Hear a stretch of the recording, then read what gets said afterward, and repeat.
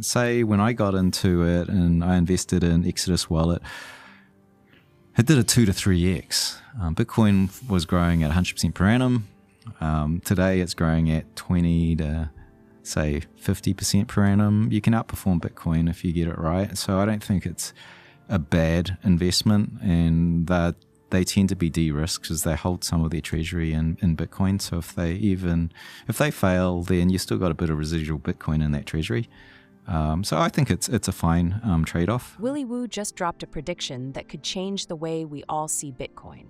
And honestly, it's huge. Think about this for a second.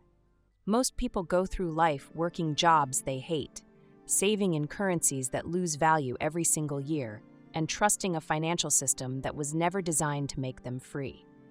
Then, every once in a while, someone like Willy Woo comes along and points to the cracks in that system and shows us where the escape hatch might be. And here's the thing. Bitcoin isn't just about charts or price predictions. It's about giving people a way out. Imagine living in an economy where your bank account can be frozen, your money can be printed into nothing, or inflation quietly eats away your savings.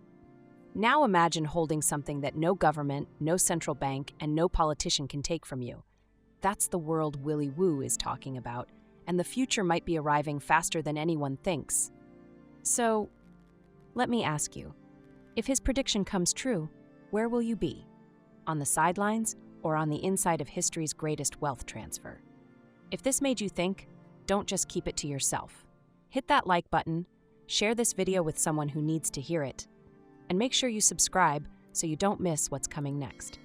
Now, let's get more insights from Willy Woo.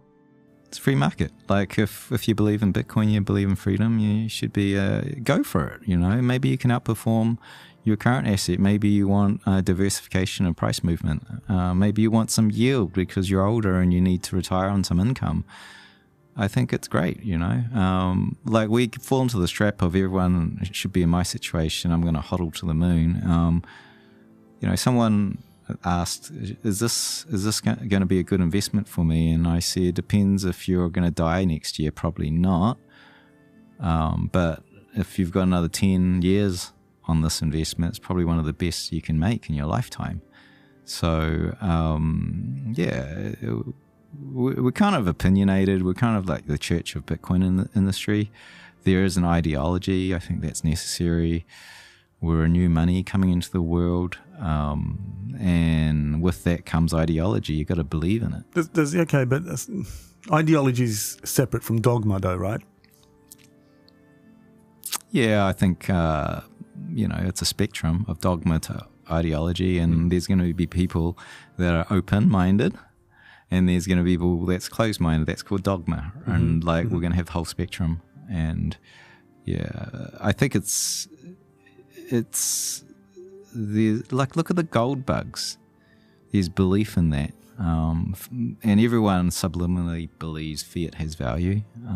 And I think Bitcoin is very strong with the belief side because it's the same thing.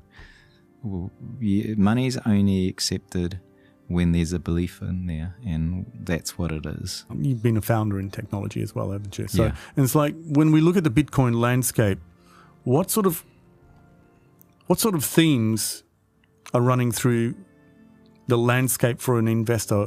What kind of opportunities? How do you group those kinds of companies and opportunities from an investor point of view? And how do you think they'll impact or facilitate consumer finance, retail finance? Well, I'm not a VC. I'm an angel investor. And an angel investor, you want to work with, founders that you like working with. You want to be able to assist with what you've learned and your reach and so forth. So I always look for something that I can add value to. If I can't, then there's no point in it. And so for me, my background is in markets. It's running hedge funds. We work with banks now, wealth management banks. And so having an understanding of those sort of dynamics, it really lends me towards the finance side of it. And there's so much out there. You can work on a layer 2, you can work on Lightning. There's all these really interesting technologies, but that's not my wheelhouse. And so I'm really focusing on the things that I can add value and the things I can understand. And so, for example, I invested in Debify, sponsor the show, blah, blah. But that is my wheelhouse, right? That is a financial, that's financial infrastructure. We already work with banks. I understand the interest rates, why the interest rates are going up and down, and where the demand supply is. I have capable of raising capital to feed into this. So there's all these things that compound, and that is the type of investment I want to do. And I like investments that are easy to win. Some of these investments are like, when you win really, really big. It's the next, massive unicorn, but your chance of getting there is like a grind until it works. And I like things that are less like that. I just want to, like, for example, lending is very fragmented. You can see that in the mortgage markets. I think that you can create a great business. It doesn't have to be called the next great startup that scales to 10,000x. We've got Bitcoin tailwinds, and that's the key thing. If you look at Bitcoin going from 2 trillion to 200 trillion over the next, 10, 20 years, that's a big tailwind. And all this venture has to do is deliver, and Bitcoin will do the rest. That's why I like this industry. I'd hate to be investing in, say, DeFi or some sort of fancy technology using altcoins and blockchain, because you work out that growth, it's on the most optimistic view, $1.5 trillion in market cap, to how much of the world economy can be powered by this. And, the figures, depends how you do it, but it's around 15 trillion of the global economy and equities value. That's kind of like, if blockchains can take 15% of the world's equity value, which is pretty, that's pretty outlandish. It's big. I think, that's only a 10x growth. Bitcoin's got 100x growth. And so the tailwinds behind Bitcoin are incredible, and I'd hate to be a crypto VC. Your risks are so high, and the growth isn't going to be that great. It's just putting rails onto blockchains. So as a consumer, when I think about Bitcoin picks and shovels, like there are wallets, there are exchanges, different types of exchanges, there are apps that help you buy. Maybe there might even be a social element for connecting Bitcoiners and whatnot. What else is there in the landscape of investment opportunities that you might consider Bitcoin financial infrastructure? Payments is the other company, I guess. Payments, but I think we're quite far away from that. I guess look at all the functions that banks historically have done, and what does that look like in the Bitcoin landscape? Do Bitcoiners want to borrow against their Bitcoins? Absolutely they do. Just look at the things we want. Do we want a Bitcoin-backed credit card? All the stuff. Can we be part of the financial infrastructure that the rest of the world enjoys, but on Bitcoin? And there's a lot to build. And then we can get off into the, the magical land, which we don't know much about, which is, what does Bitcoin want to do? Like, what is this new medium? And I've said, if you look at TV, when that came through as a medium, we did radio with picture shows. It was literally radio with pictures.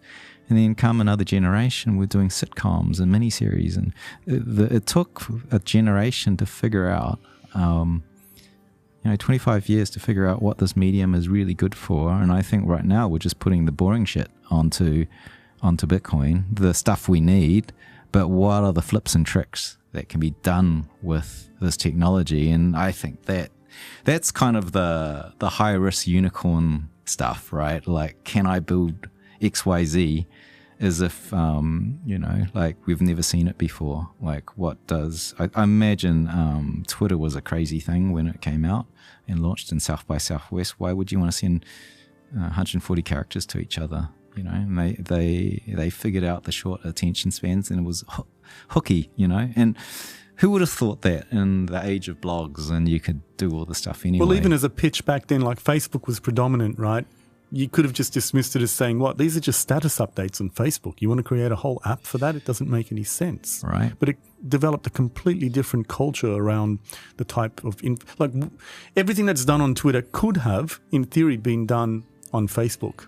But it just developed a completely different dynamic and sharing ecosystem. The pattern of behavior of surfacing information and engaging and interacting with different accounts, it just developed on its own in a completely different way to Facebook. And you couldn't see that. No. You could not see that. I thought it was frivolous because it was by text message at the start, weren't they? It was just nonsense. You just have we don't have an idea of what, like it turns out Twitter was one of the native expressions of the internet.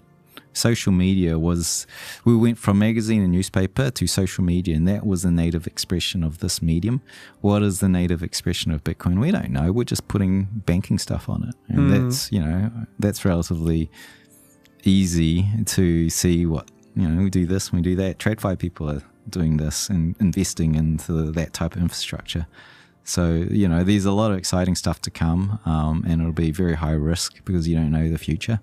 But it'll be very, very magical and unpredictable, let's say. That's a wrap on today's video, and wow, what a ride. Willy Woo's insights remind us of something powerful. Holding Bitcoin for the next 10 years might just be the boldest, smartest move you can make if financial freedom is truly the goal. But here's the real question. Do you buy into this vision? Could Bitcoin really transform into a $200 trillion asset, reshaping wealth and power on a scale the world has never seen? It sounds almost unbelievable. Yet, history has a funny way of rewarding those who saw the future before everyone else. I want to hear from you. Do you think this thesis holds weight, or is it just another bold crypto prediction? Drop your thoughts in the comments. I read every single one. And hey, if this video sparked something in you, make sure you like it, share it with someone who needs to hear this message, and of course, subscribe so you don't miss tomorrow's deep dive. We're dropping fresh insights every single day. Thanks for tuning in, and I'll catch you in the next one.